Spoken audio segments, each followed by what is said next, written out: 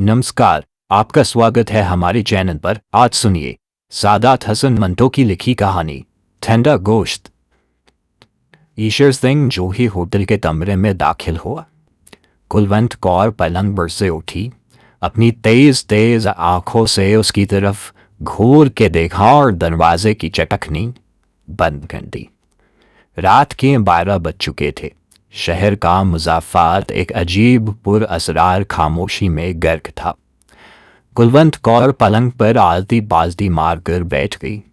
ईश्वर सिंह जो गालिबन अपने परांदा ख्यालात के उलझे हुए धागे खोल रहा, हाथ में कृपान लिए एक कोने में खड़ा था। चंद लम्हात इसी तरह खामोशी से गुजर गए। कुलवंत कौर को थोड़ी देर के बाद अपना आसन पसंद न आया और वो दोनों टांगे पलंग से नीचे लटका कर हिलाने लगी। ईश्वर सिंह फिर भी कुछ न बोला। कुलवंत कौर भरे भरे हाथ पैरों वाली औरत थी। चौड़े चकिए गूले, थल करने वाले गोश्त से भरपूर, कुछ बहुत ही ज्यादा ऊपर को उठा हुआ सीना, तेज आंखें, बलाई होठ पर बाल का सुरमई गुबार। थोड़ी की साफ से पता चलता था कि बड़े धड़ल्ले की औरत है। ईश्वर सिंह गोसर निवताए एक कोने में चुपचाप खड़ा था। सर पर उसकी कस कर बांधी हुई पगड़ी ढीली हो रही थी। उसके हाथ जो कृपान थामे हुए थे थोड़े थोड़े लर्जा थे, मगर उसकी कद ओ कामद और खद ओ खाल से पता चलता था कि कुलवंत कौर जैसी औरत के लिए मौजूद तरीन मर्द है। चंद और लम्हा जब इसी तरह खामोशी से गुजर गए तो कुलवंत कौर छलक पड़ी, लेकिन तेज तेज आंखों को बचाकर वो सिर्फ इस कदर कह सकी, ईश्वर सिंह। ईश्वर सिंह ने गर्दन उठाकर कुलवंत की तरफ देखा, मगर उसकी निगाहों की गोलियों की ताब न लाकर उसकी तरफ मोड़ लिया। कुलवंत कौर चिल्लाई, ईश्वर सिंह। लेकिन फौरन ही आवाज भीची और पलंग पर से उठकर उसकी जानिब जाते हुए बोली, कहाँ रहे तुम इतने दिन?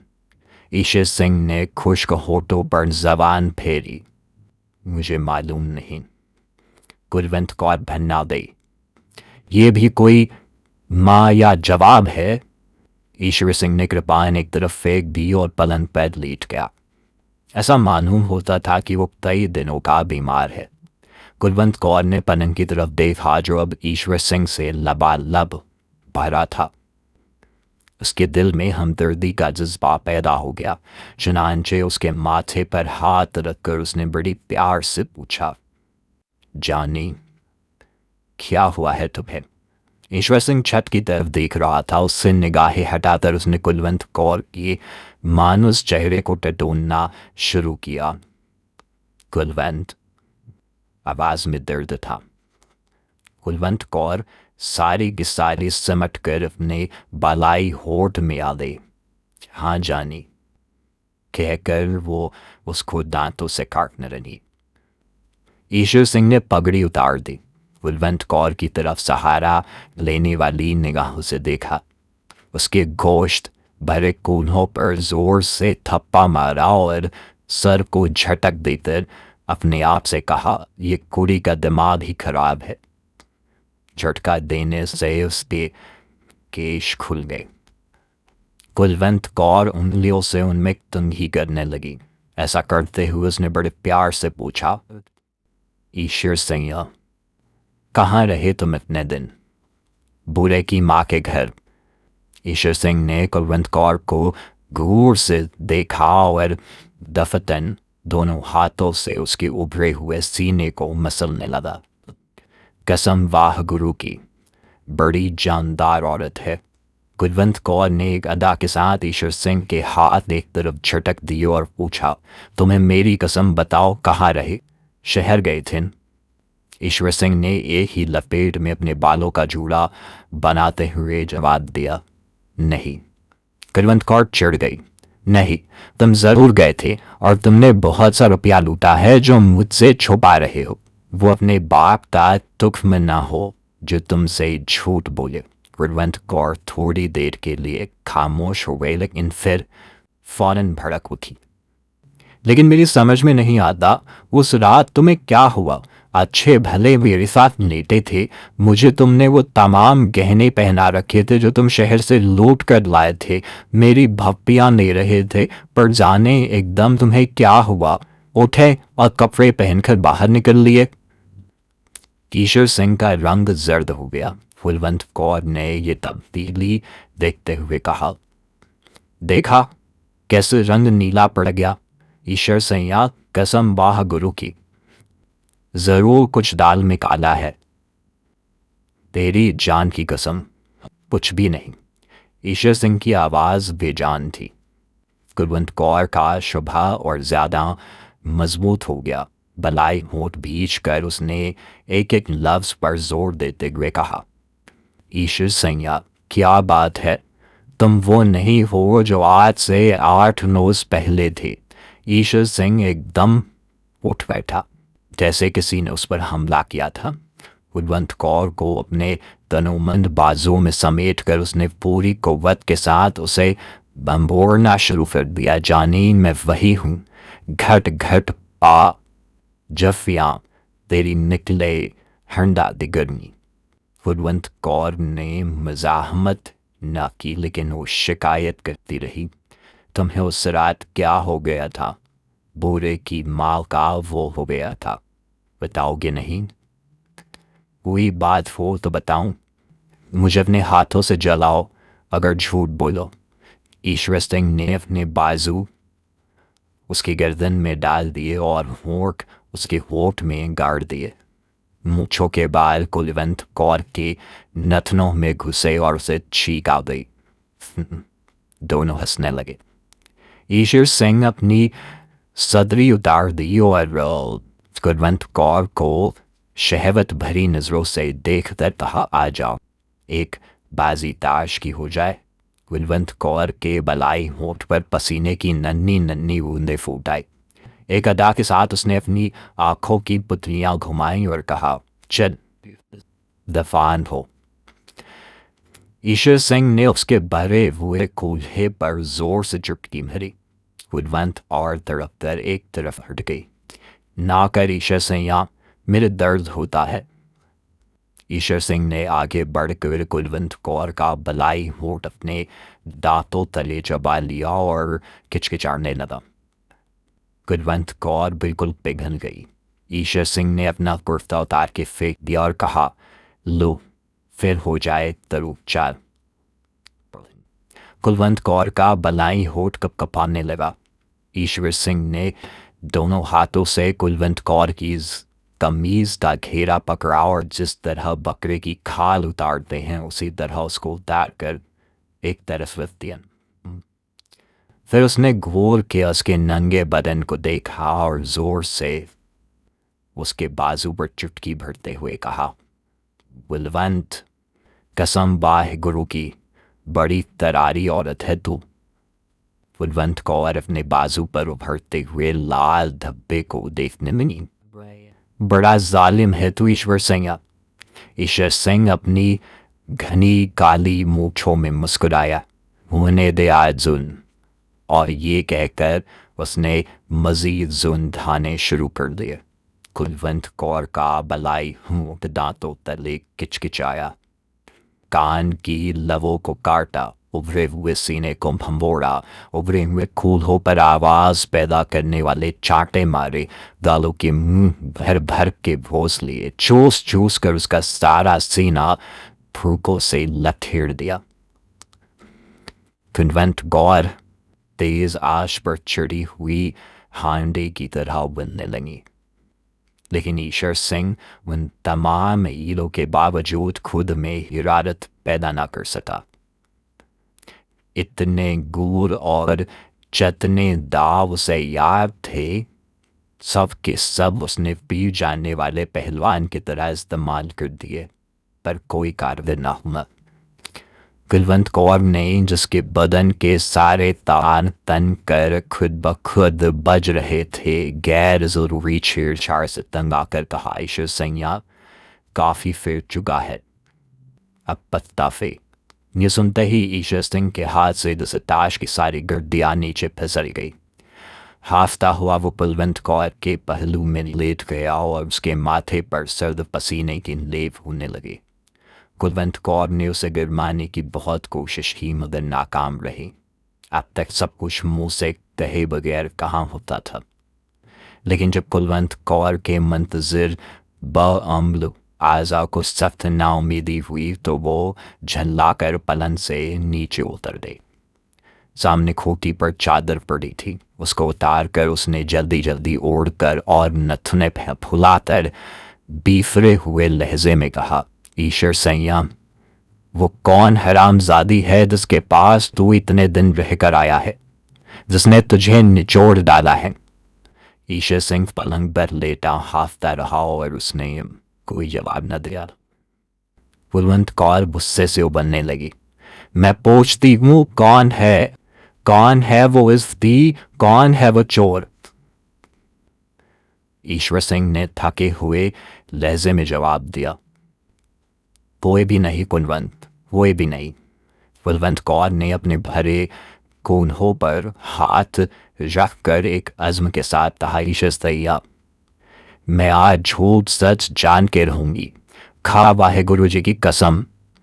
क्या उसकी तह में कोई औरत नहीं? ईश्वर सिंह ने कुछ कहना चाहा मगर कुलवंत कौर ने उसकी इजाज़त न दी। कसम खाने से पहले सोच ले कि मैं सरदार निहाल सिंह की बेटी हूं, तिक्का बोटी कर दूंगी अगर तूने झूठ बोला। नहीं, आप खा माहे गुरु जी की कसम, क्या इसकी तह में कोई औरत नहीं? ईश्वर सिंह ने बड़े दुख के साथ इस बात में सर हिलाया। कुलवंत कौर बिल्कुल दीवानी हो गई। लपक कर कोने में से कृपाण उठाई और मयान को केले के छिलके की तरह उतार कर एक तरफ फेंका और ईश्वर सिंह पर वार कर दिया। आन की आन में लहू के फव्वारे छोक पड़े। कुलवंत कौर की इससे भी तसल्ली ना हुई तो उसने वहशी बिल्लियों की तरह ईश्वर सिंह के केश नोचने शुरू कर दिए। साथ ही साथ वो अपनी नामालूम सौत को मुंह की मोटी गालियां देती रही। ईश्वर सिंह ने थोड़ी देर के बाद नकाहत भरी इल्तिजा की, जाने दे अब कुलवंत, जाने दे। आवाज में बला का दर्द था। कुलवंत कौर पीछे हट गई। खून ईश्वर सिंह के गले से उड़कर उसकी मूंछों पर गिर रहा था। उसने अपने लर्जा होंठ खोले और कुलवंत कौर की तरफ शुक्रिया और गिले की मिली जुली निगाहों से देखा। मेरी जान, तुमने बहुत जल्दी की, लेकिन जो हुआ ठीक है। कुलवंत कौर का हसद फिर भड़का। मगर वो कौन है तुम्हारी माँ? लहू ईश्वर सिंह की जबान तक पहुंच गया। जब उसने उसका जायका चखा तो उसके बदन पर झुरझुरी सी दौड़ दी। और मैं भीनी या 6 आदमियों का कत्ल कर चुका हूं इस कृपान से। कुलवंत कौर के दिमाग में सिर्फ दूसरी औरत थी। मैं पूछते हूं कौन है वो हरामजादी?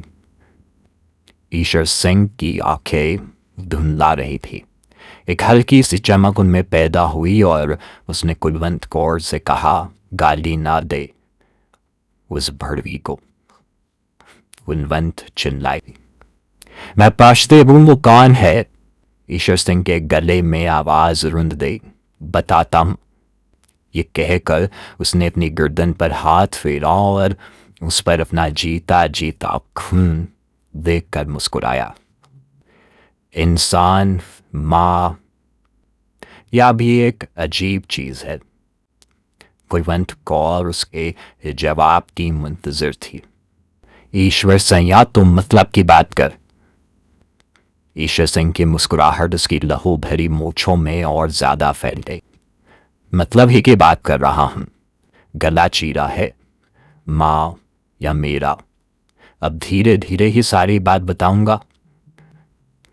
और जब वो बताने लगा तो उसके माथे पर ठंडे पसीने के लेप होने लगे। कुलवंत, मेरी जान, मैं तुम्हें नहीं बता सकता मेरे साथ क्या हुआ। इंसान गुड़िया भी एक अजीब चीज है। शहर में लूट मची तो सबकी तरह मैंने भी उसमें से हिस्सा लिया। गहने पात्याय और रुपये पैसे जो भी हाथ लगे वो मैंने तुम्हें दे दिए, लेकिन एक बात तुम्हें ना बताई।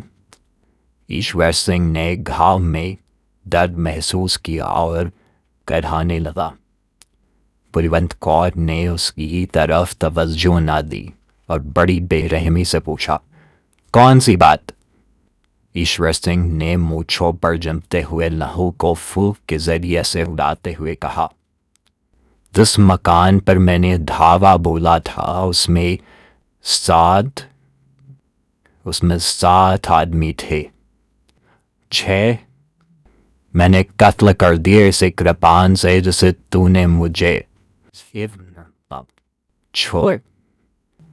उसे सुन, एक लड़की थी बहुत सुंदर, उसको उठा मैं अपने साथ ले आया। कुलवंत कौर खामोशी से सुनती रही। ईश्वर सिंह ने एक बार फिर फूंक मार के मूंछों पर से लहू आया। कुलवंत जानी, मैं तुमसे क्या कहूं, कितनी सुंदर थी। मैं उसे भी मार डालता पर मैंने कहा नहीं ईश्वर सिंह, कुलवंत कौर के तो हर रोज मजे लेता है, ये मेवा भी चख। कुलवंत कौर ने सिर्फ इस कदर कहा, हाँ, और मैं उसे कंधे पर डाल कर चल दिया। रास्ते में क्या कह रहा था मैं?